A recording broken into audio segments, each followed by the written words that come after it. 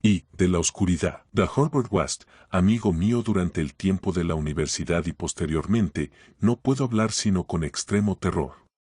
Terror que no se debe totalmente a la forma siniestra en que desapareció recientemente, sino que tuvo origen en la naturaleza entera del trabajo de su vida y adquirió gravedad por primera vez hará más de 17 años, cuando estábamos en tercer año de nuestra carrera, en la Facultad de Medicina de la Universidad Miskatonic de Arkham.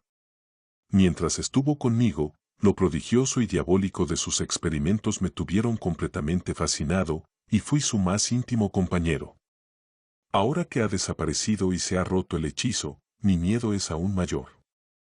Los recuerdos y las posibilidades son siempre más terribles que la realidad. El primer incidente horrible durante nuestra amistad supuso la mayor impresión que yo había llevado hasta entonces y me cuesta tenerlo que repetir.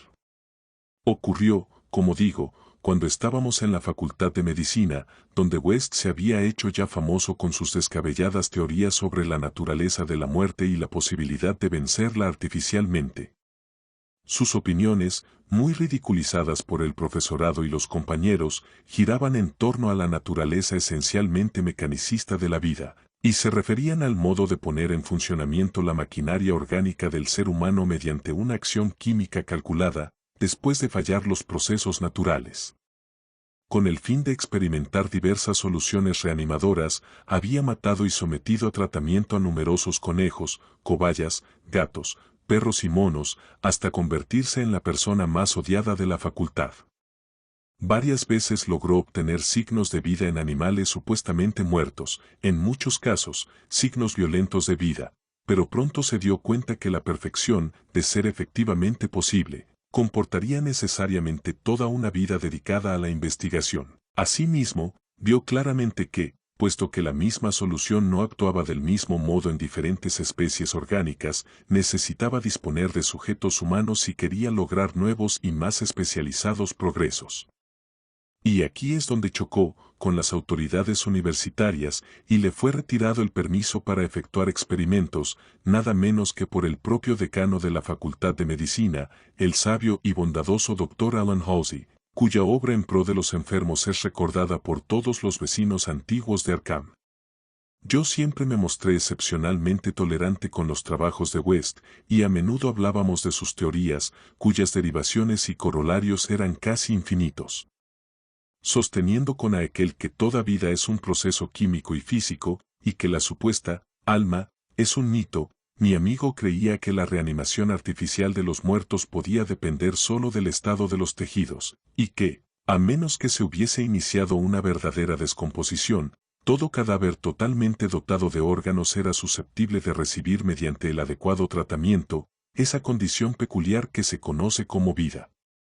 West comprendía perfectamente que el más ligero deterioro de las células cerebrales ocasionadas por un periodo letal, incluso fugaz, podía dañar la vida intelectual y psíquica. Al principio, tenía esperanzas de encontrar un reactivo capaz de restituir la vitalidad antes de la verdadera aparición de la muerte, y solo los repetidos fracasos en animales le habían revelado que eran incompatibles los movimientos vitales naturales y los artificiales. Entonces se procuró ejemplares extremadamente frescos y les inyectó sus soluciones en la sangre, inmediatamente después de la extinción de la vida. Tal circunstancia volvió enormemente escépticos a los profesores, ya que entendieron que en ningún caso se había producido una verdadera muerte. No se pararon a considerar la cuestión detenida y razonablemente. Poco después que el profesorado le prohibiese continuar sus trabajos, West me confió su decisión de conseguir ejemplares frescos de una manera o de otra, y reanudar en secreto los experimentos que no podía realizar abiertamente. Era horrible oírle hablar sobre el medio y manera de conseguirlos. En la facultad nunca tuvimos que ocuparnos nosotros de conseguir ejemplares para las prácticas de anatomía. Cada vez que mermaba el depósito, 2 negros de la localidad se encargaban de subsanar este déficit sin que se les preguntase jamás su procedencia. West era por entonces un joven, delgado y con gafas, de facciones delicadas, pelo amarillo, ojos azul pálido y voz suave, y era extraño oírle explicar cómo la fosa común era relativamente más interesante que el cementerio perteneciente a la Iglesia de Cristo, dado que casi todos los cuerpos de la Iglesia de Cristo estaban embalsamados. lo cual, evidentemente, hacía imposibles las investigaciones de West. Por entonces era yo su ferviente y cautivado auxiliar, y le ayudé en todas sus decisiones, no solo en las que se referían a la fuente de abastecimiento de cadáveres, sino también en las concernientes al lugar adecuado para nuestro repugnante trabajo. Fui yo quien pensó en la granja deshabitada de Chapman, al otro lado de Meadow Hill. Allí habilitamos una habitación de la planta baja como sala de operaciones y otra como laboratorio, dotándolas de gruesas cortinas, a fin de ocultar nuestras actividades nocturnas. El lugar estaba retirado de la carretera y no había casas a la vista. De todos modos, era necesario extremar las precauciones, ya que el más leve rumor sobre extrañas luces que cualquier caminante nocturno hiciese correr podía resultar catastrófico para nuestra empresa. Si llegaban a descubrirnos, acordamos decir que se trataba de un laboratorio químico. Poco a poco equipamos nuestra siniestra guarida científica, con materiales comprados en Boston o sacados a escondidas de la facultad, materiales cuidadosamente camuflados, a fin de hacerlos irreconocibles, salvo para unos ojos expertos, y nos proveímos de palas y picos para los numerosos enterramientos que tendríamos que efectuar en el sótano. En la facultad había un incinerador, pero un aparato de ese género era demasiado costoso para un laboratorio clandestino como el nuestro. Los cuerpos eran siempre un engorro, incluso los minúsculos cadáveres de cobaya de los experimentos secretos que West realizaba en su habitación de la pensión donde vivía. Seguíamos las noticias necrológicas locales como vampiros, ya que nuestros ejemplares requerían condiciones determinadas. Lo que queríamos eran cadáveres enterrados poco después de morir y sin preservación artificial alguna, preferiblemente exentos de malformaciones morbosas y, desde luego, con todos los órganos. Nuestras mayores esperanzas estaban en las víctimas de accidentes. Durante varias semanas no tuvimos noticias de ningún caso apropiado, aunque hablábamos con las autoridades del depósito y del hospital, fingiendo representar los intereses de la facultad. Si bien con no demasiada frecuencia en todos los casos, de manera que quizás necesitáramos quedarnos en Arkham durante las vacaciones, en que solo se impartían las limitadas clases de los cursos de verano. Al final nos sonrió la suerte, pues un día nos enteramos que enterrarían en la fosa común un caso casi ideal, un joven y fornido obrero que se había ahogado el día anterior en Summers Pond. Lo enterrarían sin dilaciones ni embalsamamientos, por cuenta de la ciudad. Esa tarde localizamos la nueva sepultura, y decidimos empezar a trabajar poco después de la medianoche. Fue una labor repugnante la que acometimos en la oscuridad de las primeras horas de la madrugada, aun cuando en aquella época no teníamos ese horror especial a los cementerios que nuestras experiencias posteriores nos despertó. Llevamos palas y lámparas de petróleo porque, si bien ya habían linternas eléctricas entonces, no eran tan satisfactorias como esos aparatos de tungsteno de hoy día.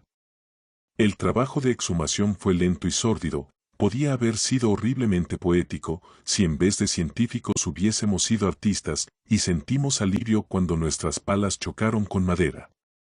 Una vez que la caja de pino quedó enteramente al descubierto, West bajó y quitó la tapa, sacó el contenido y lo dejó apoyado. Me incliné, lo agarré, y entre los dos lo sacamos de la fosa. A continuación trabajamos denodadamente para dejar el lugar como antes. La empresa nos puso algo nerviosos, sobre todo, el cuerpo tieso y la cara inexpresiva de nuestro primer trofeo, pero nos las arreglamos para borrar todas las huellas de nuestra visita. Cuando quedó aplanada la última paletada de tierra, metimos el ejemplar en un saco de lienzo y emprendimos el regreso hacia la granja del viejo Chapman, al otro lado de Meadow Hill. En una improvisada mesa de disección instalada en la vieja granja, a la luz de una potente lámpara de acetileno, el ejemplar no ofrecía un aspecto demasiado espectral. Había sido un joven robusto y poco imaginativo, al parecer un tipo saludable y plebeyo, constitución ancha, ojos grises y cabello castaño, un animal sano, sin complejidades psicológicas, y probablemente con unos procesos vitales de lo más simple y sanos. Ahora bien, con los ojos cerrados, parecía más dormido que muerto. Sin embargo, la prueba experta de mi amigo disipó enseguida toda duda al respecto. Al fin teníamos lo que West siempre había deseado, un muerto verdaderamente ideal, apto para la solución que habíamos preparado con minuciosos cálculos y teorías, a fin de utilizar en el organismo humano. Nuestra tensión era enorme. Sabíamos que las posibilidades de lograr un éxito completo eran remotas, y no podíamos reprimir un miedo horrible a las grotescas consecuencias de una posible animación parcial. Nos sentíamos especialmente aprensivos en lo que se refiere a la mente y a los impulsos de la criatura, ya que podía haber sufrido un deterioro en las delicadas células cerebrales con posterioridad a la muerte. Por lo que a mí respecta, aún conservaba una curiosa noción tradicional del alma humana y sentía cierto temor ante los secretos que podía revelar a alguien que regresaba desde el reino de los muertos. Me preguntaba qué visiones pudo presenciar este plácido joven, si volvía plenamente a la vida. Pero mi expectación no era excesiva, ya que compartía casi en su mayor parte el materialismo de mi amigo. Él se mostró más tranquilo que yo al inyectar una buena dosis de su fluido en una vena del brazo del cadáver y vendar inmediatamente el pinchazo. La espera fue espantosa, pero West no perdió el aplomo en ningún momento. De cuando en cuando, aplicaba su estetoscopio al ejemplar, y soportaba filosóficamente los resultados negativos. Al cabo de unos 3/4 de hora, viendo que no se producía el menor signo de vida, declaró decepcionado que la solución era inapropiada. Sin embargo, decidió aprovechar al máximo esta oportunidad, y probar una modificación de la fórmula, antes de deshacerse de su macabra presa. Esa tarde habíamos cavado una sepultura en el sótano, y tendríamos que llenarla al amanecer, pues aunque habíamos puesto cerradura a la casa, no queríamos correr el más mínimo riesgo para que se produjera un desagradable descubrimiento. Además, el cuerpo no estaría ni medianamente fresco a la noche siguiente, de modo que trasladamos la solitaria lámpara de acetileno al laboratorio contiguo, dejando a nuestro mudo huésped a oscuras sobre la losa, y nos pusimos a trabajar en la preparación de una nueva solución, tras comprobar West el peso y las mediciones casi con fanático cuidado. El espantoso suceso fue repentino y totalmente inesperado. Yo estaba vertiendo algo de un tubo de ensayo a otro, y West se encontraba ocupado con la lámpara de alcohol, que hacía las veces de mechero Bunsen en ese edificio sin instalación de gas, cuando de la habitación que habíamos dejado a oscuras brotó la más horrenda y demoníaca sucesión de gritos jamás oída por ninguno de los dos. No habría sido más espantoso el caos de alaridos si el abismo se hubiese abierto para liberar la angustia de los condenados, ya que en aquella cacofonía inconcebible se concentraba el supremo terror y desesperación de la naturaleza animada. No podían ser humanos, un hombre no es capaz de proferir gritos así, y sin pensar en el trabajo que estábamos realizando, ni en la posibilidad que lo descubrieran. Saltamos los dos por la ventana más próxima como animales despavoridos, derribando tubos, lámparas y matraces, y huyendo alocadamente a la estrellada negrura de la noche rural. Creo que gritamos mientras corríamos frenéticamente hacia la ciudad, aunque al llegar a las afueras adoptamos una actitud más contenida, lo suficiente como para pasar por un par de juerguistas trasnochadores que regresaban a casa después de una francachela. No nos separamos, sino que nos refugiamos en la habitación de West, y allí estuvimos hablando, con la luz de gas encendida, hasta que amaneció. A esa hora nos habíamos serenado un poco discurriendo teorías plausibles y sugiriendo ideas prácticas para nuestra investigación, de forma que pudimos dormir todo el día, en lugar de asistir a clases.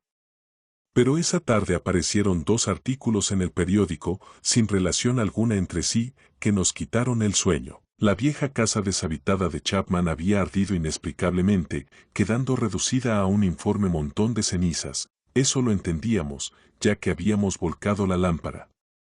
El otro, informaba que habían intentado abrir la reciente sepultura de la fosa común, como si hubiesen hurgado en la tierra vanamente y sin herramientas. Esto nos resultaba incomprensible, ya que habíamos aplanado muy cuidadosamente la tierra húmeda. Y durante 17 años, West anduvo mirando por encima del hombro y quejándose que le parecía oír pasos detrás de él. Ahora ha desaparecido. 2. El demonio de la peste. Jamás olvidaré aquel espantoso verano, hace 16 años, en que, como un demonio maligno proveniente desde las moradas de Eblis, se propagó el tifus solapadamente por toda Arkham. Muchos recuerdan ese año por dicho azote satánico, ya que un auténtico terror se cernió con membranosas alas sobre los ataúdes amontonados en el cementerio de la Iglesia de Cristo. Sin embargo, hay un horror mayor aún que data de esa época, un horror que solo yo conozco, ahora que Herbert West ya no está en este mundo. West y yo hacíamos trabajo de posgraduación en el curso de verano de la Facultad de Medicina de la Universidad Miskatonic, y mi amigo había adquirido gran notoriedad debido a sus experimentos encaminados a la revivificación de los muertos. Tras la matanza científica de innumerables bestezuelas, la monstruosa labor quedó suspendida aparentemente por orden de nuestro escéptico decano, el Dr. Alan Halsey. Pero West siguió realizando ciertas pruebas secretas en la sórdida pensión donde vivía, y en una terrible e inolvidable ocasión se apoderó de un cuerpo humano de la fosa común, transportándolo a una granja situada a otro lado de Meadow Hill. Yo estuve con él en aquella ocasión, y le vi inyectar en las venas exánimes el elixir que según él, restablecería en cierto modo los procesos químicos y físicos. El experimento concluyó horriblemente, en un delirio de terror que poco a poco llegamos a atribuir a nuestros nervios sobrecitados, y West ya no fue capaz de librarse de la enloquecedora sensación que le seguían y perseguían. El cadáver no estaba lo bastante fresco. Es evidente que para restablecer las condiciones mentales normales, el cadáver debe ser verdaderamente fresco. Por otra parte, el incendio de la vieja casa nos impidió enterrar el ejemplar. Habría sido preferible tener la seguridad que estaba bajo tierra. Después de esa experiencia, West abandonó sus investigaciones durante algún tiempo, pero lentamente recobró su celo de científico nato, y volvió a importunar a los profesores de la facultad pidiéndoles permiso para utilizar la sala de disección y ejemplares humanos frescos para el trabajo que él consideraba tan tremendamente importante. Pero sus súplicas fueron completamente inútiles, ya que la decisión del Dr. Halsey fue inflexible, y todos los demás profesores apoyaron el veredicto de su superior. En la teoría fundamental de la reanimación no veían sino extravagancias inmaduras de un joven entusiasta cuyo cuerpo delgado, cabello amarillo, ojos azules y miopes, y suave voz no hacían sospechar el poder supranormal, casi diabólico, del cerebro que albergaba en su interior. Aún no veo cómo era entonces y me estremezco. Su cara se volvió más severa, aunque no más vieja. Y ahora Sefton carga con la desgracia, y West ha desaparecido. West chocó desagradablemente con el Dr. Halsey casi al final de nuestro último año de carrera, en una disputa que le reportó menos prestigio a él que al bondadoso decano en lo que a cortesía se refiere. Afirmaba que este hombre se mostraba innecesaria e irracionalmente terco ante una obra que deseaba comenzar mientras aún tenía la oportunidad de disponer de las excepcionales instalaciones de la facultad. El que los profesores, apegados a la tradición, ignorasen los singulares resultados obtenidos en animales y persistiesen en negar la posibilidad de reanimación era indeciblemente indignante y casi incomprensible para un joven del temperamento lógico de West. Solo una mayor madurez podía ayudarle a entender las limitaciones mentales crónicas del tipo, doctor-profesor, producto de generaciones de puritanos mediocres, bondadosos, conscientes, afables y corteses, a veces, pero siempre rígidos, intolerantes, esclavos de las costumbres y carentes de perspectivas. El tiempo es más caritativo con estas personas incompletas aunque de alma grande, cuyo defecto fundamental, en realidad, es la timidez, y las cuales reciben finalmente el castigo de la irrisión general por sus pecados intelectuales, su tolomismo, su calvinismo, su antidarwinismo, su antinietzscheísmo, y por toda clase de zapatarinanismo y leyes suntuarias que practican. West, joven a pesar de sus maravillosos conocimientos científicos, tenía escasa paciencia con el buen Dr. Halsey y sus eruditos colegas y alimentaba un rencor cada vez más grande, acompañado de un deseo por demostrar la veracidad de sus teorías a estas obtusas dignidades de alguna forma impresionante y dramática. Y como la mayoría de los jóvenes, se entregaban a complicados sueños de venganza, de triunfo y de magnánima indulgencia final. Y entonces surgió el azote, sarcástico y letal, de las cavernas pesadillescas del Tártaro. West y yo nos habíamos graduado cuando empezó, aunque seguíamos en la facultad, realizando un trabajo adicional del curso de verano, de forma que aún estábamos en Arkham cuando se desató con furia demoníaca en toda la ciudad. Aunque todavía no estábamos autorizados para ejercer, teníamos nuestro título y nos vimos frenéticamente requeridos a incorporarnos al servicio público al aumentar el número de los afectados. La situación se hizo casi incontrolable y las defunciones se producían con demasiada frecuencia para que las empresas funerarias de la localidad pudieran ocuparse satisfactoriamente de ellas. Los entierros se efectuaban en rápida sucesión, sin preparación alguna, y hasta el cementerio de la Iglesia de Cristo estaba atestado de ataúdes con muertos sin embalsamar.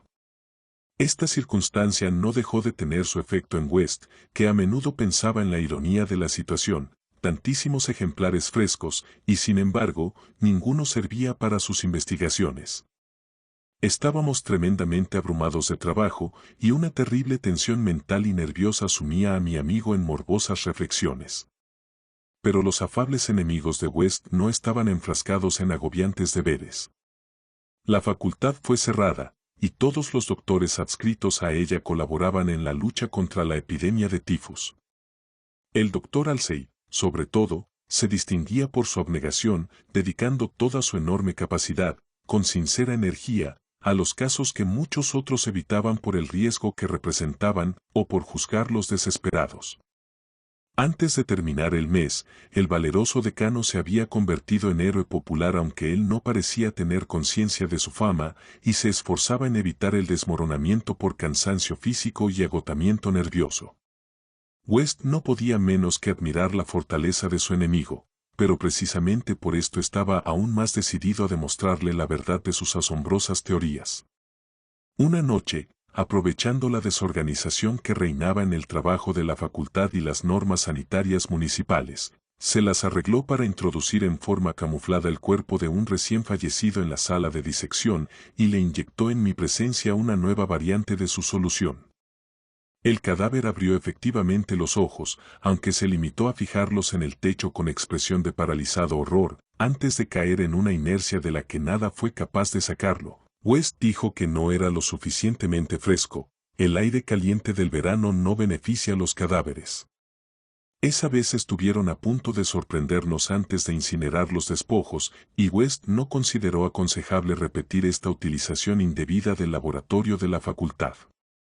El apogeo de la epidemia tuvo lugar en agosto. West y yo estuvimos a punto de sucumbir, en cuanto al doctor Halsey falleció el día 14.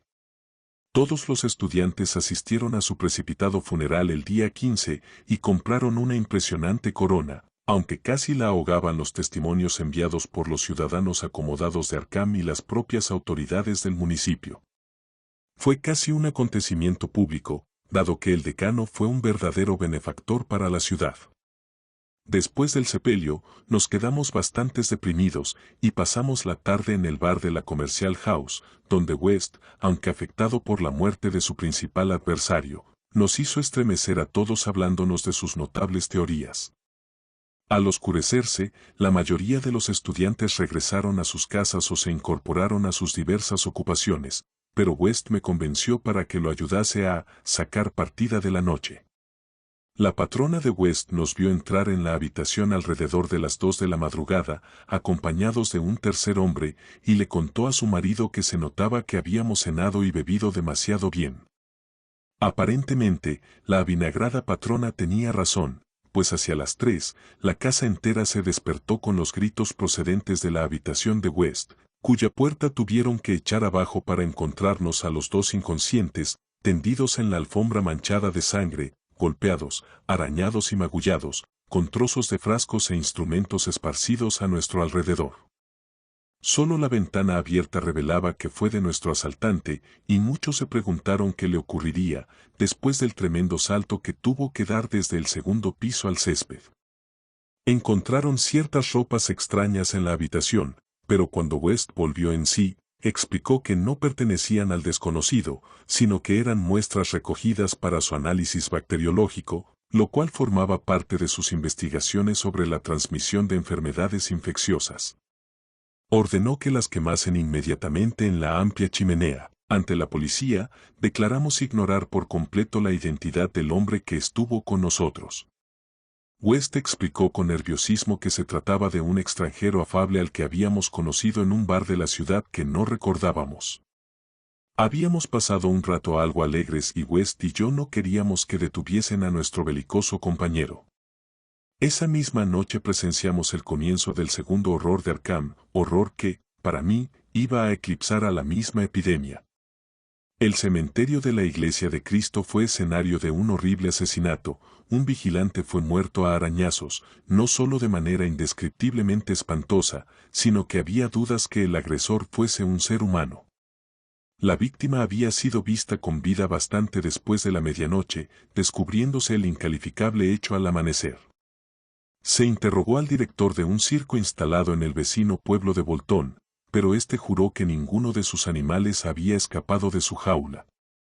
Quienes encontraron el cadáver observaron un rastro de sangre que conducía a una tumba reciente, en cuyo cemento había un pequeño charco rojo, justo delante de la entrada.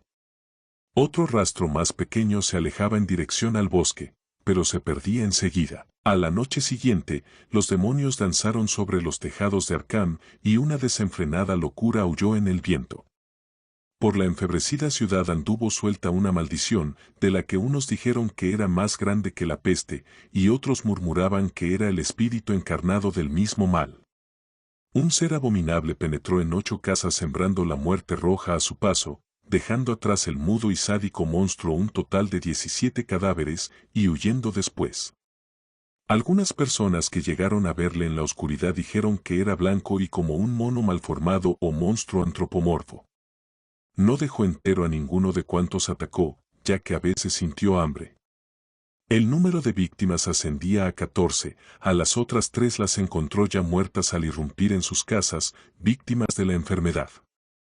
La tercera noche, los frenéticos grupos dirigidos por la policía lograron capturarlo en una casa de Crane Street, cerca del campus universitario. Habían organizado la batida con toda minuciosidad, manteniéndose en contacto mediante puestos voluntarios de teléfono, y cuando alguien del distrito de la universidad informó que había oído arañar en una ventana cerrada, desplegaron inmediatamente la red. Debido a las precauciones y a la alarma general, no hubo más que otras 2 víctimas y la captura se efectuó sin más accidentes. La criatura fue detenida finalmente por una bala, aunque no acabó con su vida, y fue trasladada al hospital local, en medio del furor y la abominación generales, porque aquel ser había sido humano. Esto quedó claro, a pesar de sus ojos repugnantes, su mutismo simiesco y su salvajismo demoníaco. Le vendaron la herida y trasladaron al manicomio de Sefton, donde estuvo golpeándose la cabeza contra las paredes de una celda acolchada durante 16 años, hasta un reciente accidente, a causa del cual escapó en circunstancias de las cuales a nadie le gusta hablar. Lo que más repugnó a quienes lo atraparon en Arkham fue que, al limpiarle la cara a la monstruosa criatura, observaron en ella una semejanza increíble y burlesca con un mártir sabio y abnegado al que habían enterrado hacía 3 días, el difunto Dr. Alan Halsey, benefactor público y decano de la Facultad de Medicina de la Universidad Miskatonic. Para el desaparecido Herbert West, y para mí, la repugnancia y el horror fueron indecibles. Aún me estremezco, esta noche, mientras pienso en todo ello, y tiemblo más aún de lo que temblé aquella mañana en que West murmuró entre sus vendajes, maldita sea, no estaba bastante fresco. 6 disparos a la luz de la luna. No es corriente descargar los 6 tiros de un revólver con toda precipitación, cuando solo uno habría sido sin duda suficiente, pero hubo muchas cosas en la vida de Herbert West que no eran corrientes. No es habitual, por ejemplo, que un médico recién salido de la universidad se vea obligado a ocultar los motivos que lo impulsan a elegir determinada casa y consulta. Sin embargo, ese fue el caso de Herbert West. Cuando obtuvimos él y yo el título de la Facultad de Medicina de la Universidad Miskatonic y tratamos de paliar nuestra penuria instalándonos como facultativos de medicina general, tuvimos mucho cuidado en ocultar que habíamos elegido nuestra casa por su aislamiento y su proximidad al cementerio. Un deseo de soledad de esta naturaleza rara vez carece de motivos, y como es natural, nosotros los teníamos también. nuestras necesidades se debían a un trabajo claramente impopular. Externamente éramos médicos tan solo, pero por debajo de esa superficie había objetivos de una importancia mucho más grande y terrible, ya que lo esencial en la vida de Herbert West era la búsqueda en las negras y prohibidas regiones de lo desconocido, en las que esperaba descubrir el secreto de la vida, y de devolver la animación perpetua al barro frío del cementerio. Una búsqueda de ese género requiere extraños materiales, entre ellos, cadáveres humanos recientes, y para mantenerse abastecido de tales elementos indispensables, uno debe vivir discretamente, y no muy lejos de un lugar de enterramientos anónimos. West y yo nos habíamos conocido en la universidad, y fui el único que simpatizó con sus espantosos experimentos. Gradualmente me convertí en su ayudante inesperado, y ahora que abandonábamos la universidad teníamos que seguir juntos. No era fácil que dos doctores encontraran salida juntos, pero finalmente, por influencia de la universidad, se nos proporcionó una consulta en Bolton, pueblo industrial próximo a Arkham, la sede universitaria. Las fábricas textiles de Bolton son las más grandes del valle de Miskatonic, y sus operarios políglotas no han sido jamás pacientes gratos para los médicos de la localidad. Elegimos nuestra casa con el mayor cuidado y adoptamos finalmente un edificio ruinoso, próximo al final de Pond Street, a 5 números de nuestro vecino más cercano.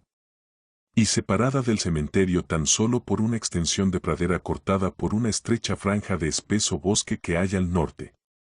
Dicha distancia era mayor de lo que hubiéramos deseado, pero no encontramos una casa más cerca, a menos que nos hubiésemos instalado en el otro lado del prado, lo que quedaba muy retirado del distrito industrial. Pero no estábamos demasiado descontentos ya que no teníamos vecinos entre nosotros y nuestra siniestra fuente de abastecimiento. El camino era algo largo, pero podíamos transportar nuestros mudos ejemplares sin que nadie nos molestase. Nuestro trabajo fue sorprendentemente abundante desde el principio mismo, lo bastante abundante como para satisfacer a la mayoría de los jóvenes doctores, y lo bastante abundante para resultar un aburrimiento y una pesadez para aquellos estudiosos cuyo verdadero interés residía en otra cosa. Los trabajadores de las fábricas eran de inclinación algo turbulentas, así que además de sus numerosas necesidades de asistencia médica, sus frecuentes golpes, cuchilladas y pendencias nos daban mucho trabajo. Pero lo que verdaderamente acaparaba nuestro interés era el laboratorio secreto que habíamos instalado en el sótano, un laboratorio con su mesa larga bajo las luces eléctricas donde, en las primeras horas de la madrugada, inyectábamos a menudo las diversas soluciones de West en las venas de los despojos que sacábamos de la fosa común. West experimentaba, febrilmente, tratando de encontrar algo que pusiese en marcha de nuevo los movimientos vitales, tras haberlos interrumpido ese fenómeno que llamamos muerte, pero chocaba con los más horrorosos obstáculos. La solución debía tener una composición especial según los distintos tipos, la que servía para los conejillos de Indias no valía para los seres humanos, y cada clase requería sensibles modificaciones. Los cuerpos tenían que ser excepcionalmente frescos, dado que una ligera descomposición del tejido cerebral hacía imposible que la reanimación fuese perfecta. En efecto, el mayor problema estaba en conseguir cadáveres suficientemente frescos. West tuvo experiencias horribles durante sus investigaciones secretas en la universidad, con cadáveres de dudosa calidad. Las consecuencias de una animación parcial o imperfecta eran mucho más horrendas que los fracasos totales, y los dos teníamos recuerdos pavorosos de ese tipo de resultados. Desde nuestra primera sesión demoníaca en la granja deshabitada de Meadow Hill, Arkham, no dejamos de sentir una secreta amenaza, y West, aunque en casi todos los sentidos era un autómata frío, científico, rubio y de ojos azules, confesaba a menudo, con un estremecimiento, que le parecía que era víctima de una furtiva persecución. Tenía la impresión que lo seguían, ilusión psíquica debida a sus nervios trastornados y aumentada por el hecho innegablemente perturbador que al menos uno de nuestros 3 ejemplares reanimados aún seguía vivo. Se trataba de un ser espantoso y carnívoro, el cual permanecía encerrado en una celda acolchada de Sefton. Había otro, además el primero, cuyo exacto destino nunca llegamos a saber. Tuvimos bastante suerte con los ejemplares de Bolton, mucha más que con los de Arkham. Aún no hacía una semana que estábamos instalados, cuando nos apoderamos de una víctima de accidente en la misma noche de su entierro, y conseguimos que abriese los ojos con una expresión asombrosamente lúcida, antes que fallara la solución. Había perdido un brazo. De haber tenido el cuerpo íntegro, quizá hubiésemos tenido más suerte. Entre esa fecha y el siguiente mes de enero, efectuamos 3 ensayos más, uno fue un fracaso total, en otro, conseguimos un claro movimiento muscular, en cuanto al tercero, el resultado fue estremecedor. Se levantó por sí solo y emitió un sonido gutural. Luego vino un periodo de mala suerte, descendió el número de entierros, y los que se efectuaban eran de ejemplares demasiado enfermos o mutilados para poderlos aprovechar. Seguíamos la pista a todas las defunciones y circunstancias en que éstas ocurrían con un cuidado sistemático. Una noche de marzo, sin embargo, conseguimos inesperadamente un ejemplar que no provenía de la fosa común. El puritanismo imperante en Bolton tenía prohibida la práctica del boxeo, lo que no dejaba de tener las lógicas consecuencias. Los combates mal dirigidos entre los obreros eran cosa corriente y de vez en cuando traían de fuera algún campeón profesional de escasa categoría. Esa noche de finales de invierno habían celebrado un combate de este tipo, evidentemente con desastrosas consecuencias, ya que vinieron a buscarnos 2 polacos asustados, suplicándonos en un lenguaje casi incoherente que atendiésemos un caso muy secreto y desesperado. Les seguimos hasta un cobertizo abandonado, donde todavía quedaba un grupo de espectadores extranjeros, observando asustados un cuerpo negro que yacía exánime en el suelo. En el combate se enfrentaron Ked O'Brien, un joven torpe y ahora tembloroso, con una nariz ganchuda muy poco irlandesa, y Buck Robinson, a betún de Harlem. El negro fue noqueado, y tras un breve examen, nos dimos cuenta que no se recuperaría. Era un ser repugnante, con pinta de gorila, unos brazos anormalmente largos que me parecían de manera inevitable patas anteriores, y una cara que irremediablemente hacía pensar en los secretos insondables del Congo y las llamadas de Tam Tam bajo una luna misteriosa. El cuerpo debió tener peor aspecto en vida, pero el mundo contiene mucha fealdad. Aquella gente despreciable estaba asustada, ya que no sabían que podía exigirles la ley, si el caso llegaba a conocerse, y se sintieron agradecidos cuando West, a pesar de mis involuntarios estremecimientos, se ofreció a librarles del cuerpo en secreto, puesto que conocía muy bien sus intenciones. Había una luna resplandeciente sobre el paisaje sin nieve, pero vestimos el cadáver y lo llevamos a casa entre los 2 por las calles desiertas y el campo, del mismo modo que transportamos un cadáver parecido una horrible noche en Arkham. Nos dirigimos a casa por el campo de atrás, entramos el ejemplar por la puerta trasera, lo bajamos al sótano, y lo preparamos para nuestro experimento habitual. Nuestro miedo a la policía era absurdamente considerable, aunque habíamos calculado nuestro recorrido de forma que no nos tropezamos con el guardia que hacía ronda por aquel distrito.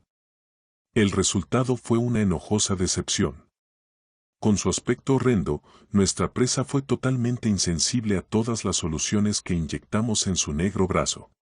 De modo que, como se acercaba peligrosamente la hora del amanecer, hicimos lo mismo que con los demás, lo llevamos a rastras por el prado hasta la franja de bosque próxima al cementerio de enterramientos anónimos, y lo enterramos allí en la mejor sepultura que la helada tierra nos permitió. La fosa no era demasiado honda, pero era tan buena como la del ejemplar anterior, aquel que se había levantado y proferido un grito.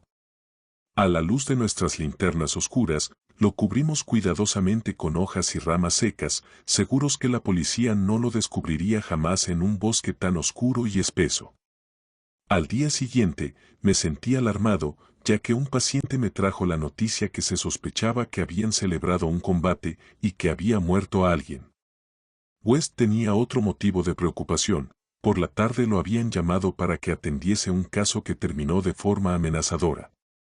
Una italiana estaba histérica porque se le había extraviado el hijo, un chiquillo de 5 años, que desapareció por la mañana y no regresó para comer, y presentaba síntomas sumamente alarmantes dado que padecía del corazón.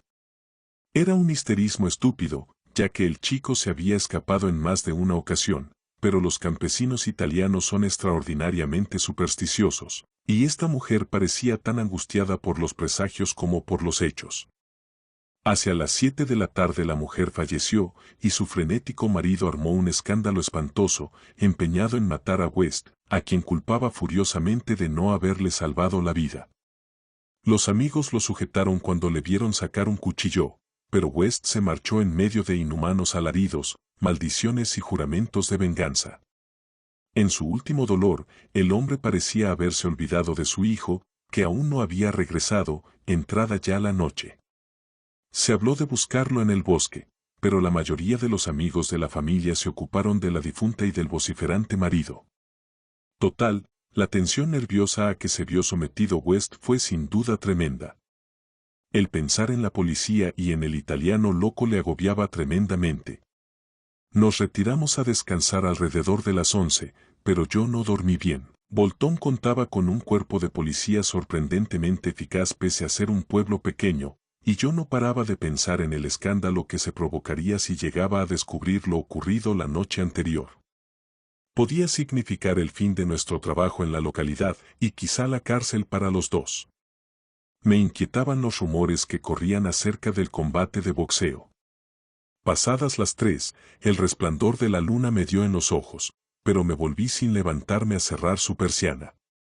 Luego sonaron unos golpes enérgicos en la puerta de atrás.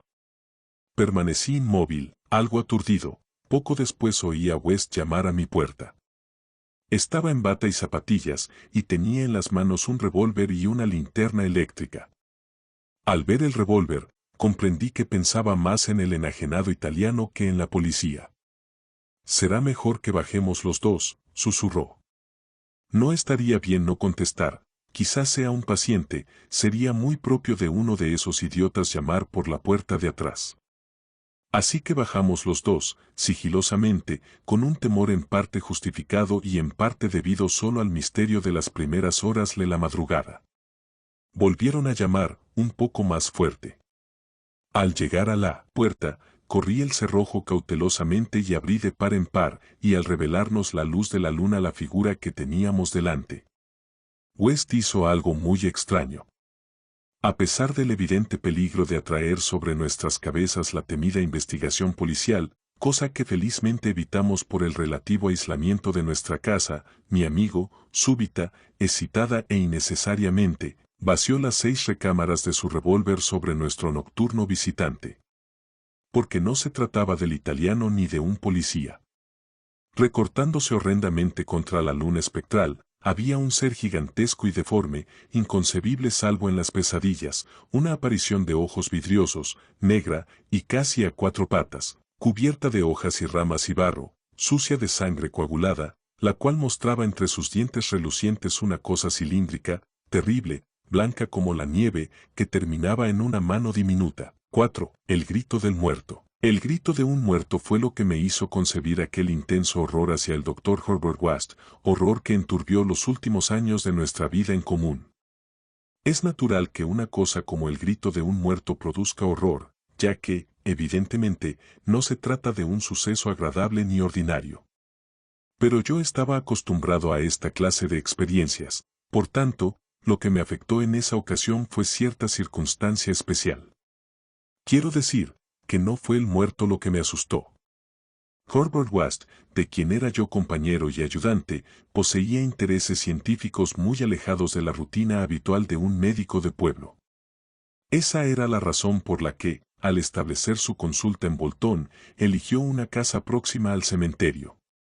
Dicho brevemente y sin paliativos, el único interés absorbente de West consistía en el estudio secreto de los fenómenos de la vida y de su culminación, encaminados a reanimar a los muertos inyectándoles una solución estimulante. Para llevar a cabo estos macabros experimentos era preciso estar constantemente abastecidos de cadáveres humanos muy frescos, porque aún la más mínima descomposición daña la estructura del cerebro humano. Y descubrimos que el preparado necesitaba una composición específica, según los diferentes tipos de organismos. Matamos docenas de conejos y cobayas para tratarlos, pero este camino no nos llevó a ninguna parte. West nunca había conseguido plenamente su objetivo porque nunca pudo disponer de un cadáver suficientemente fresco. Necesitaba cuerpos cuya vitalidad hubiera cesado muy poco antes, cuerpos con todas las células intactas, capaces de recibir nuevamente el impulso hacia esa forma de movimiento llamado vida. Había esperanzas de volver perpetua esta segunda vida artificial mediante repetidas inyecciones, pero habíamos averiguado que una vida natural ordinaria no respondía a la acción. Para infundir movimiento artificial, debía quedar extinguida la vida nocturna, los ejemplares debían ser muy frescos, pero estar auténticamente muertos. Habíamos empezado West y yo la pavorosa investigación siendo estudiantes de la Facultad de Medicina de la Universidad Miskatonic, de Arkham, profundamente convencidos desde un principio del carácter absolutamente mecanicista de la vida. Eso fue 7 años antes, sin embargo, él no parecía haber envejecido ni un día, era bajo, rubio de cara afeitada, voz suave y con gafas. A veces había algún destello en sus fríos ojos azules que delataba el duro y creciente fanatismo de su carácter, efecto de sus terribles investigaciones. Nuestras experiencias fueron a menudo espantosas en extremo, debidas a una reanimación defectuosa, al galvanizar aquellos grumos de barro de cementerio en un movimiento morboso, insensato y anormal, merced a diversas modificaciones de la solución vital. Uno de los ejemplares profirió un alarido escalofriante, otro, se levantó violentamente, nos derribó dejándonos inconscientes, y huyó enloquecido, antes que lograran cogerlo y encerrarlo tras los barrotes del manicomio. Y un tercero, una monstruosidad nauseabunda y africana, surgió de su poco profunda sepultura y cometió una atrocidad. West tuvo que matarlo a tiros. No podíamos conseguir cadáveres lo bastante frescos como para que manifestasen algún vestigio de inteligencia al ser reanimados, de modo que forzosamente creábamos horrores indecibles. Era inquietante pensar que uno de nuestros monstruos, o quizá dos, aún vivían. Tal pensamiento nos estuvo atormentando de manera vaga, hasta que finalmente West desapareció en circunstancias espantosas.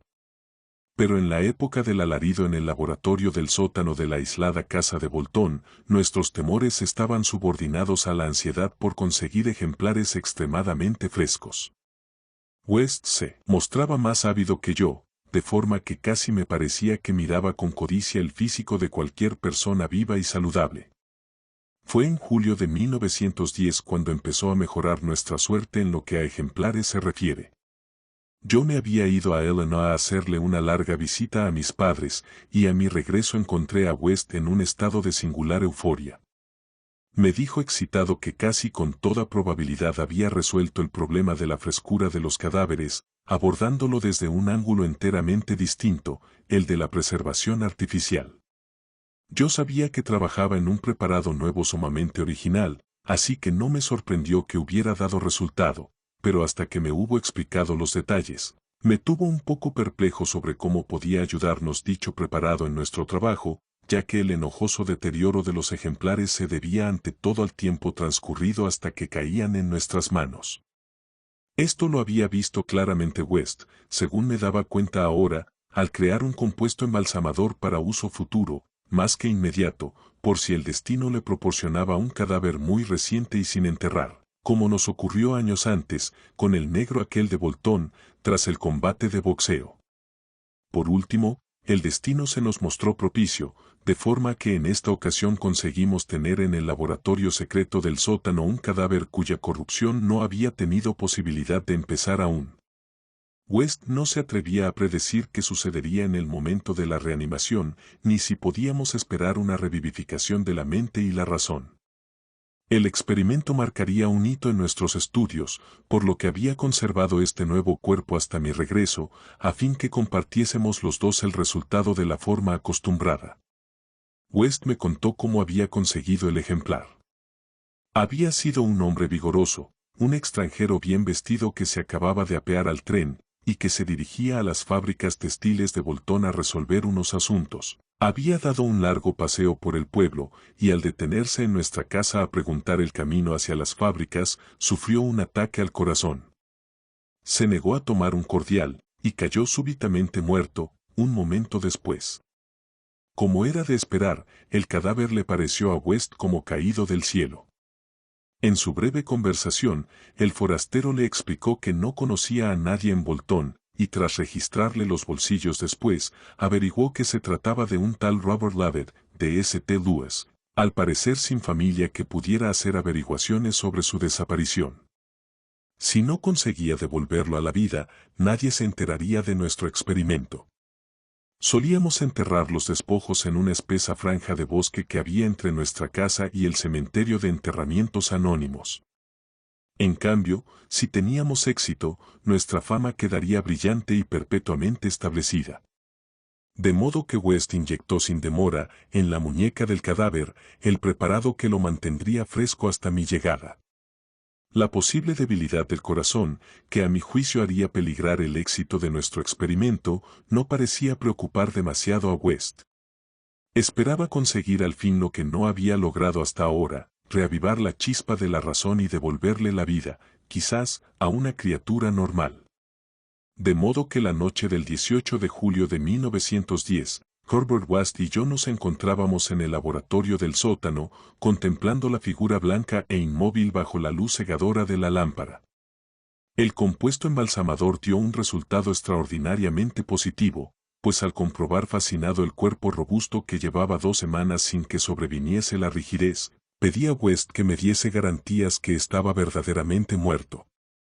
Me las dio en el acto, recordándome que jamás administrábamos la solución reanimadora sin una serie de pruebas minuciosas para comprobar que no había vida, ya que en caso de subsistir el menor vestigio de vitalidad original no tendría ningún efecto. Cuando West se puso a hacer todos los preparativos, me quedé impresionado ante la enorme complejidad del nuevo experimento. Era tanta que no quiso confiar el trabajo a otras manos que las suyas. Y tras prohibirme tocar siquiera el cuerpo, inyectó primero una droga en la muñeca, cerca del sitio donde había pinchado para inyectarle el compuesto embalsamador. Esta, dijo, neutralizaría el compuesto y liberaría los sistemas uniéndolos en una relajación normal, de forma que la solución reanimadora pudiese actuar libremente al ser inyectada. Poco después, cuando se observó un cambio y un leve temblor pareció afectar los miembros muertos, West colocó sobre la cara espasmódica una especie de almohada. La apretó violentamente y no la retiró hasta que el cadáver se quedó absolutamente inmóvil y listo para nuestro intento de reanimación. Él, pálido y entusiasta, se dedicó ahora a efectuar unas cuantas pruebas finales y someras para comprobar la absoluta carencia de vida, se apartó satisfecho y, finalmente inyectó en el brazo izquierdo una dosis meticulosamente medida del elixir vital, preparado durante la tarde con más minuciosidad que nunca desde nuestros tiempos universitarios, en que nuestras hazañas eran nuevas e inseguras. No me es posible describir la tremenda e intensa incertidumbre con que esperamos los resultados de este primer ejemplar auténticamente fresco, el primero del que podíamos esperar razonablemente que abriese los labios y nos contase quizás, con voz inteligente, lo que había visto al otro lado del insondable abismo. West era materialista, no creía en el alma y atribuía toda función de la conciencia a fenómenos corporales. Por consiguiente, no esperaba ninguna revelación sobre espantosos secretos de abismos y cavernas más allá de la barrera de la muerte. Yo no disentía completamente de su teoría, aunque conservaba vagos e instintivos vestigios de la primitiva fe de mis antecesores, de modo que no podía dejar de observar el cadáver con cierto temor y terrible expectación. Además, no podía borrar de mi memoria aquel grito espantoso e inhumano que oímos la noche en que intentamos nuestro primer experimento en la deshabitada granja de Arkham. Había transcurrido muy poco tiempo, cuando observé que el ensayo no iba a ser un fracaso total. Sus mejillas, hasta ahora blancas como la pared, habían adquirido un muy leve color, que luego se extendió bajo la barba incipiente, curiosamente amplia y arenosa. West, que tenía la mano puesta en el pulso de la muñeca izquierda del ejemplar, asintió de pronto significativamente, y casi de manera simultánea, apareció un vaho en el espejo inclinado sobre la boca del cadáver.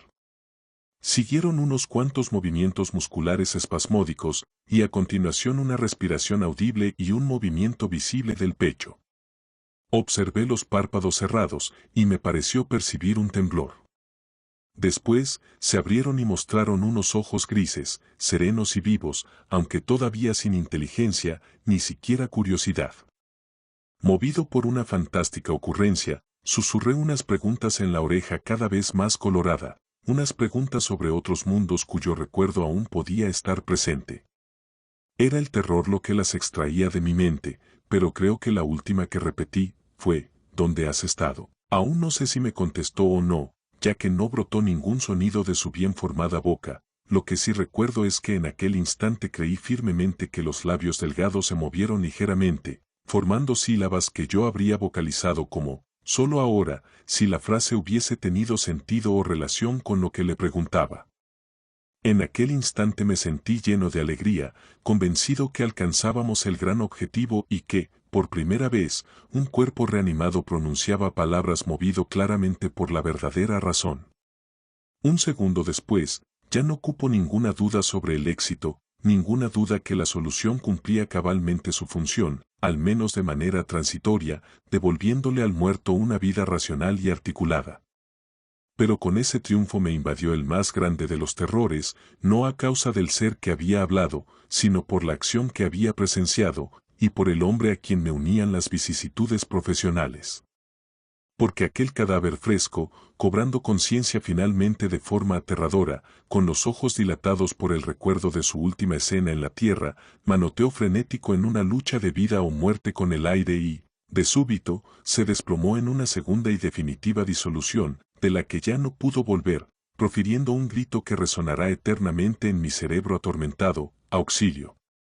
Aparta, maldito demonio pelirrojo, aparta esa condenada aguja. V.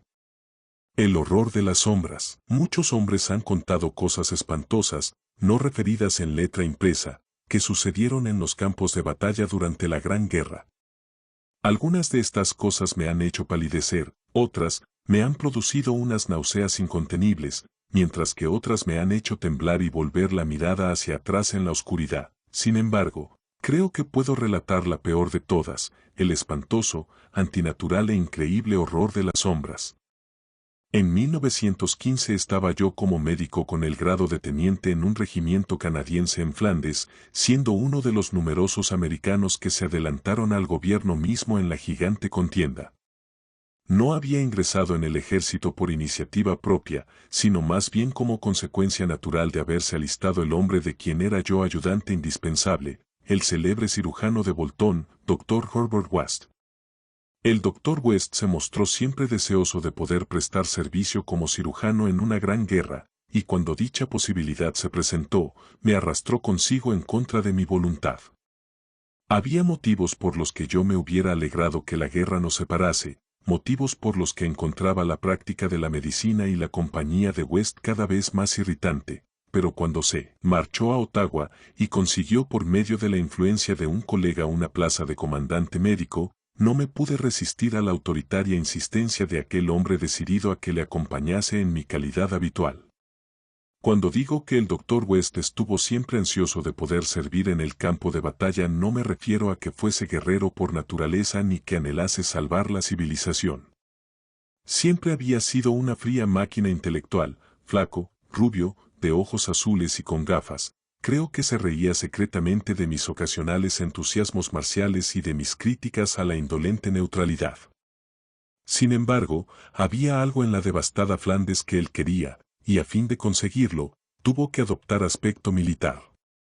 Lo que pretendía no era lo que pretenden muchas personas, sino algo relacionado con la rama particular de la ciencia médica que él había logrado practicar de forma completamente clandestina y en la cual había conseguido resultados asombrosos y, de vez en cuando, horrendos.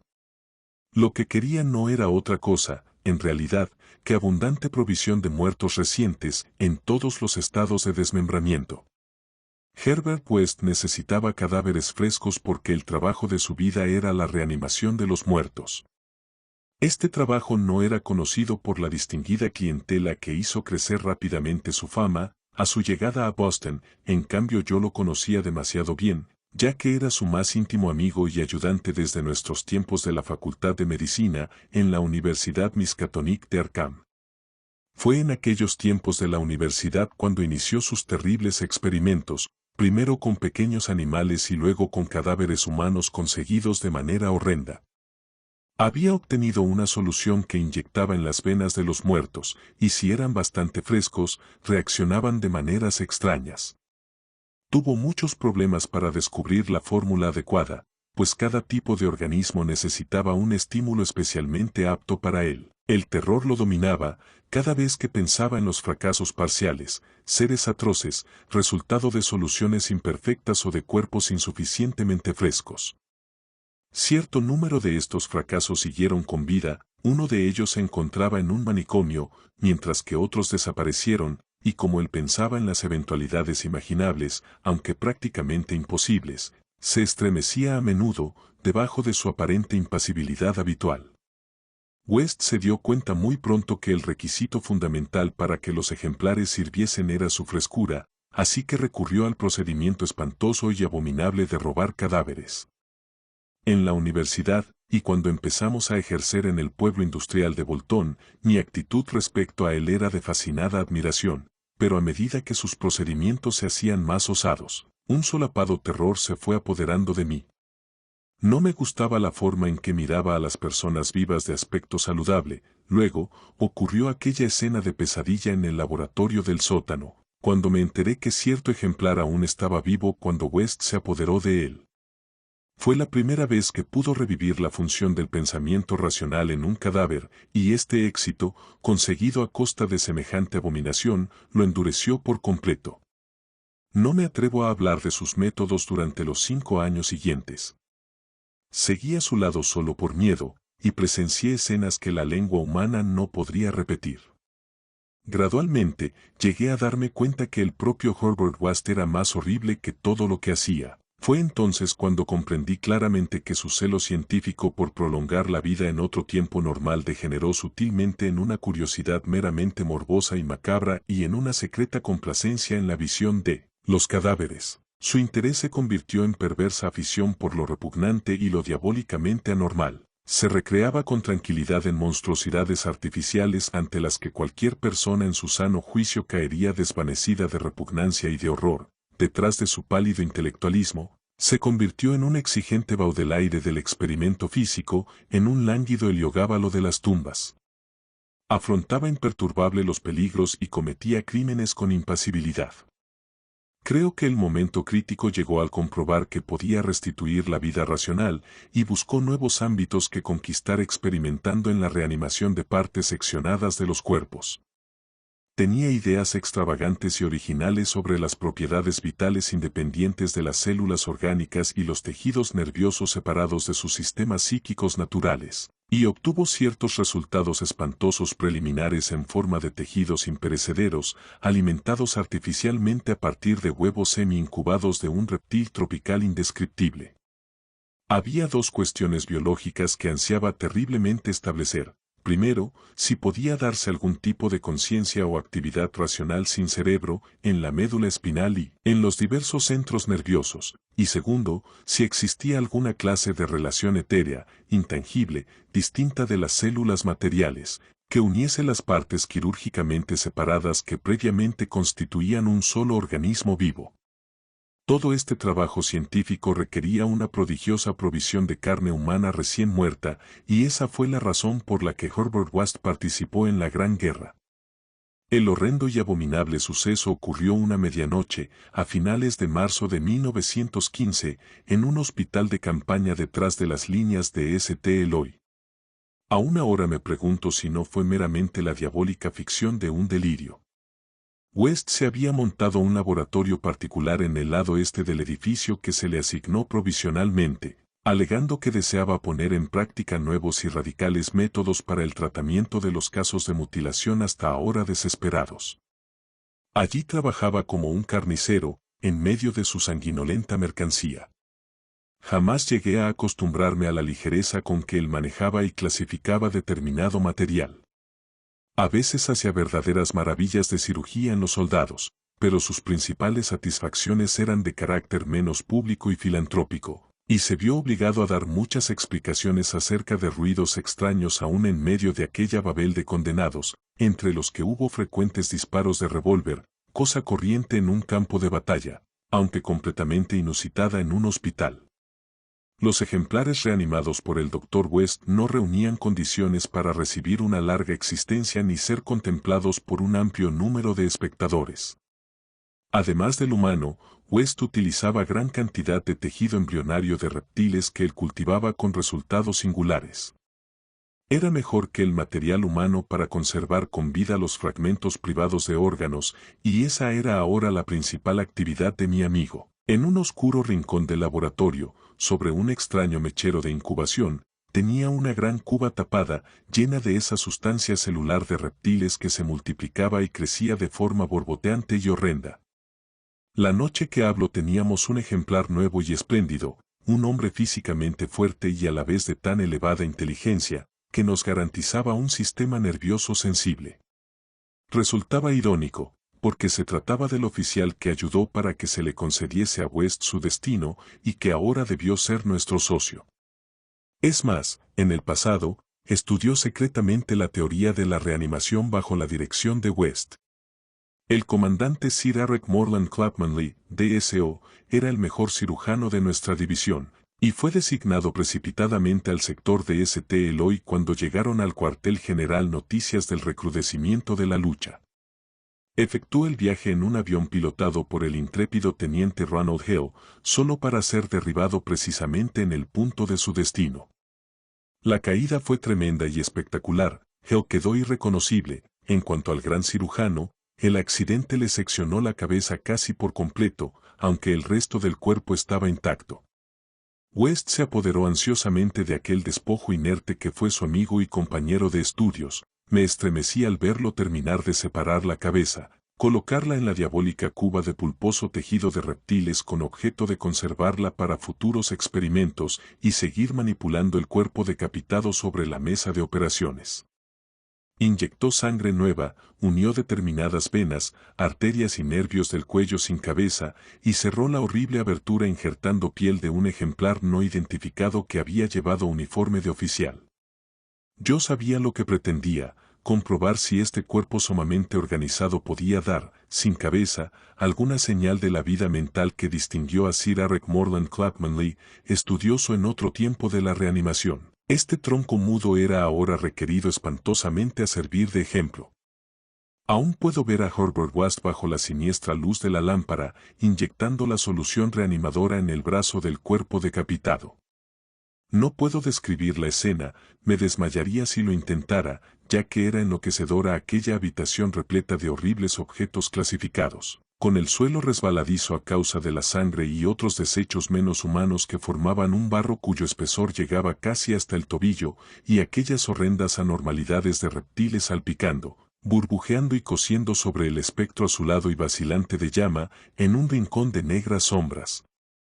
El ejemplar, como West comentó repetidas veces, poseía un sistema nervioso espléndido.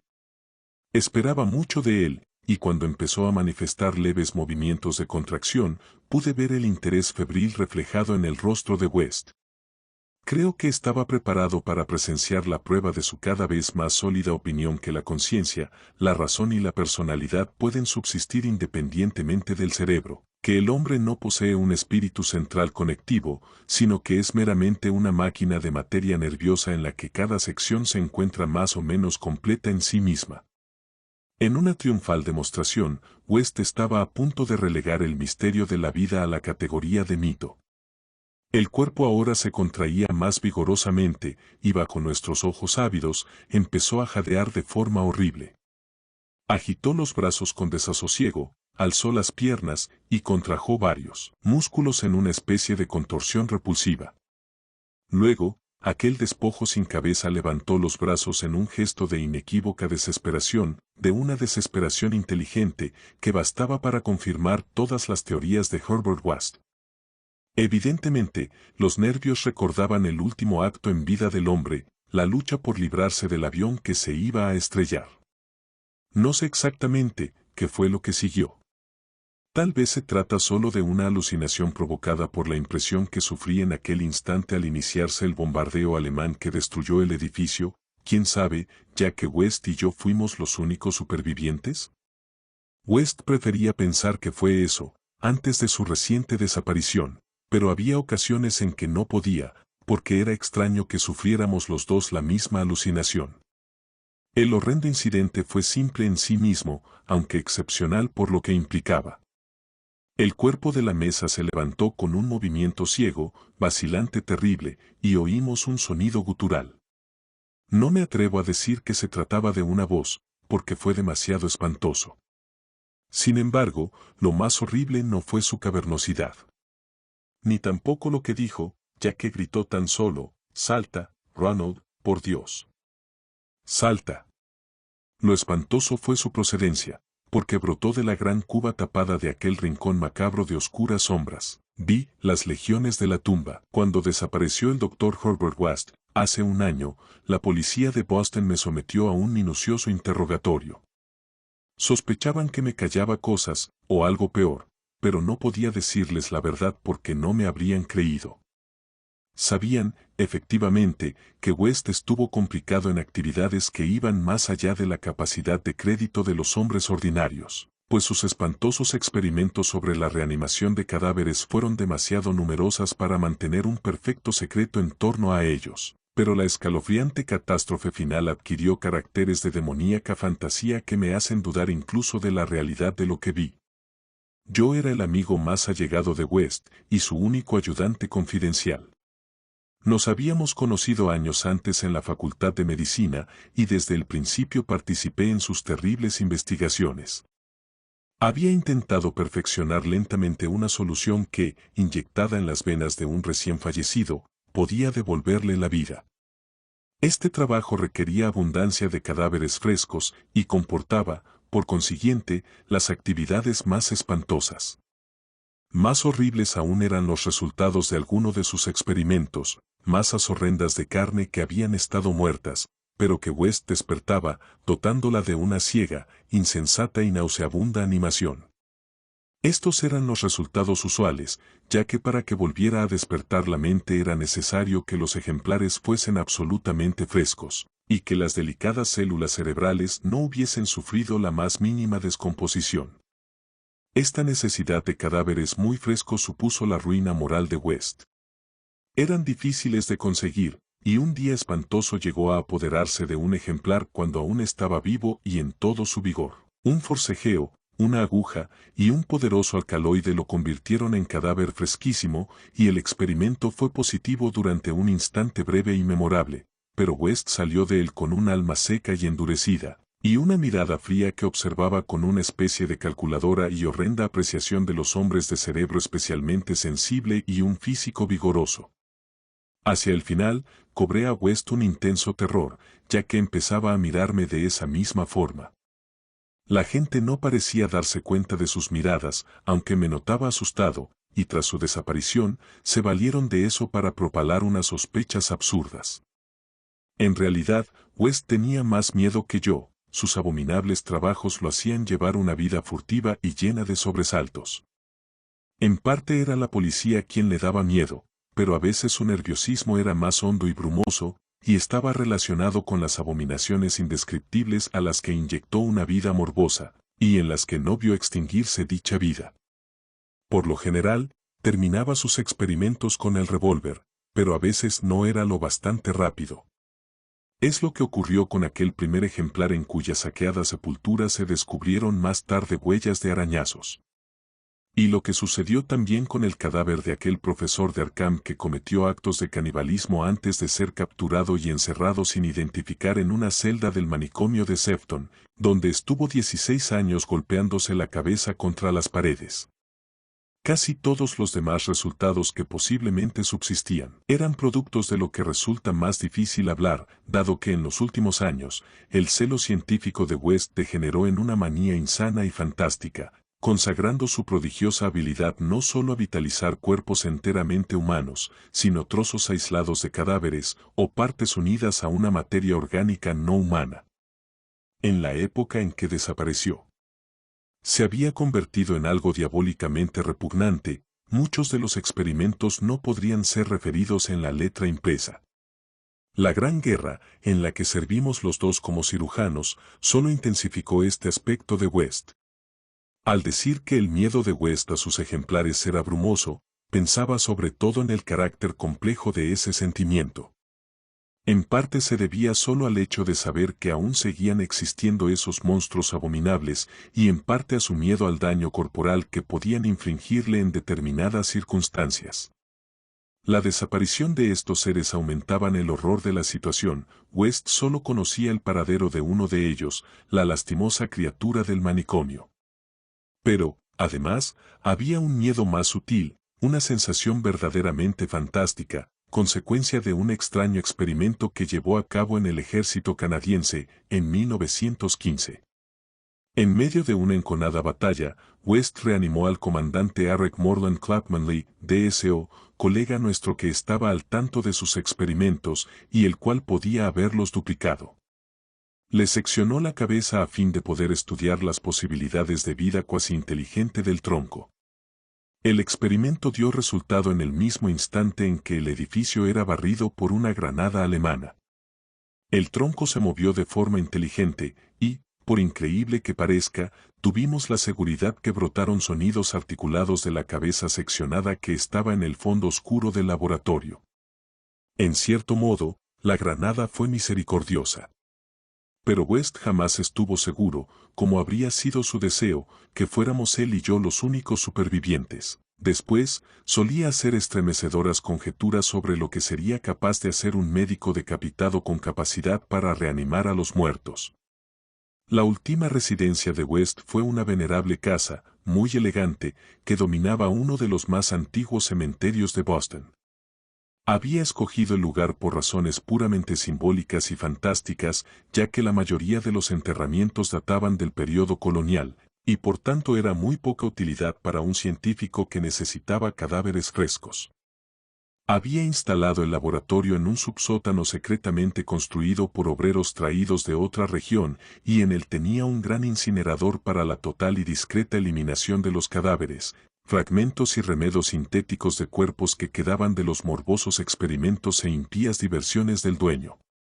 Durante la excavación de este sótano, los obreros dieron con cierta albañilería extraordinariamente antigua, sin duda comunicaba con el viejo cementerio, aunque era demasiado profunda para que desembocara en algún sepulcro conocido. Después de muchos cálculos, West concluyó que debía existir alguna cámara secreta bajo la tumba de los Averill, en la que el último entierro se efectuó en 1768. Yo estaba con él cuando estudió las paredes goteantes y nitrosas que dejaron al descubierto las palas y los picos de los obreros, y estaba preparado para el espantoso escalofrío que nos aguardaba en el instante de descubrir los secretos sepulcrales y seculares, pero por primera vez, la nueva timidez de West se impuso a su natural curiosidad, y traicionó su degenerada fibra imponiéndole que dejase intacta la albañilería y la tapase con yeso. Y así permaneció, hasta la noche infernal, como parte de las paredes del laboratorio secreto. He hablado del debilitamiento de West, pero debo añadir que era puramente mental e intangible. Exteriormente, fue el mismo hasta el final, tranquilo, frío, delgado, con el pelo amarillo, ojos azules y con gafas, y un aspecto general de joven que los años y los terrores no llegaron a cambiar.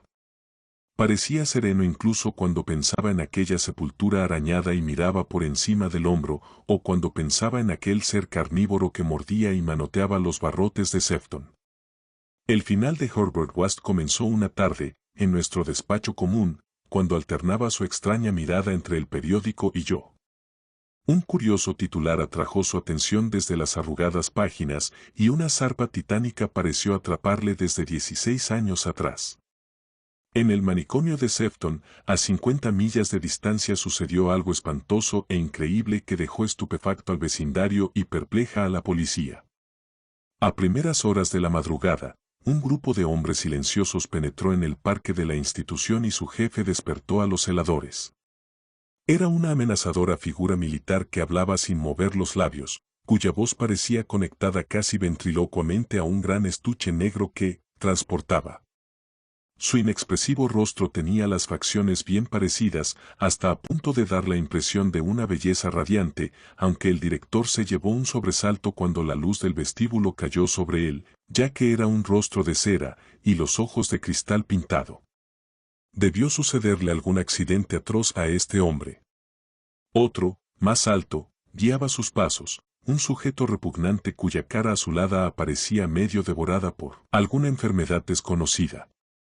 El que hablaba pidió que le cediesen la custodia del monstruo caníbal traído de Arkham hacía 16 años, y al serle negada, dio una señal que provocó un espantoso alboroto. Los demonios aquellos golpearon, patearon y mordieron a todos los celadores que no lograron huir, mataron a 4, y finalmente consiguieron liberar al monstruo. Estas víctimas, que podían recordar el suceso sin histerismos, juraban que las criaturas se comportaron menos como hombres que como puros autómatas guiados por el jefe de cabeza de cera. Cuando les llegó ayuda, aquellos hombres y la criatura caníbal habían desaparecido sin dejar rastro. Desde el momento en que leyó el artículo, hasta la medianoche, West permaneció casi paralizado. A las 12 sonó el timbre de la puerta y se sobresaltó terriblemente. Todos los criados dormían en el ático, de modo que fui yo a abrir. Como he contado a la policía, no había ningún vehículo en la calle, solo vi un grupo de figuras de aspecto extraño, con un gran estuche cuadrado que depositaron en la entrada. Después de gruñir uno de ellos con voz asombrosamente inhumana, correo urgente, pagado. Salieron de la casa con paso desigual, y al verles alejarse, tuve el extraño convencimiento que se dirigían al antiguo cementerio con el que lindaba la parte de atrás de la casa. Al oírme cerrar la puerta de golpe, bajó West y miró la caja. Tenía unos 2 pies cuadrados, y llevaba el nombre correcto de West, con su actual dirección. También traía remitente, Arek Morland Clapmanley, St. Clare. Eloy, Flandes. 6 años antes, en Flandes, el hospital se había derrumbado, a causa de una granada, sobre el tronco decapitado y reanimado del Dr. Clapmanley, y sobre su cabeza separada, la cual, quizás, había llegado a proferir sonidos articulados. Ahora West ni siquiera se emocionó. Su estado era más espantoso. Dijo rápidamente, es el fin, pero incineremos esto. Transportamos la caja hacia el laboratorio, con el oído atento. No recuerdo muchos de los detalles, ya pueden imaginar mi estado psíquico, pero es una mentira maliciosa decir que fue el cuerpo de Herbert West lo que metí en el incinerador. Entre los dos, introdujimos la caja sin abrir, cerramos la puerta y conectamos la corriente. Y no brotó sonido alguno la caja. Fue West quien observó primero que se caía el yeso de una parte de la pared, donde antes fue cubierta la antigua albañilería de la tumba. Iba yo a echar a correr, pero él me retuvo. Entonces vi una pequeña abertura negra, sentí una bocanada de viento frío y hediondo, y percibí el olor de las entrañas abominables de una tierra pútrida. No oímos ningún ruido, pero en ese preciso instante se apagaron las luces, y vi recortarse contra cierta fosforescencia del mundo inferior una horda de seres silenciosos que avanzaban penosamente, producto de la locura, o de algo peor. Sus siluetas eran humanas, semihumanas, se trataba de una horda grotescamente heterogénea. Retiraban las piedras en silencio, una a una, del muro secular. Luego, cuando la brecha fue bastante ancha, entraron al laboratorio en fila de a uno, guiados por el ser de paso solemne y cabeza de cera. Una especie de monstruosidad, con ojos desorbitados que marchaba detrás del jefe, agarró a Herbert West. West no se resistió ni profirió grito alguno. Luego se abalanzaron todos sobre él y lo despedazaron ante mis ojos, llevándose sus trozos a la cripta subterránea de fabulosas abominaciones. El jefe de cabeza de cera, que iba vestido con uniforme de oficial canadiense, se llevó la cabeza de West. Al desaparecer, vi que sus ojos azules, detrás de las gafas, centelleaban espantosamente, revelando por primera vez una frenética y visible emoción. Los criados me encontraron inconsciente por la mañana. West había desaparecido. El incinerador contenía solo ceniza inidentificable. Los detectives me han interrogado, pero, ¿qué puedo decir? No relacionarán a West con la tragedia de Sefton, ni con eso, ni con los hombres de la caja, cuya existencia niegan. Les hablé de la cripta, pero ellos me enseñaron el yeso intacto de la pared, y se han reído. Así que no les conté nada más. Quieren dar a entender que estoy loco, o que soy un asesino, probablemente es que estoy loco. Pero podría no ser así, si esas condenadas legiones de las tumbas no estuviesen tan calladas. F.I.N.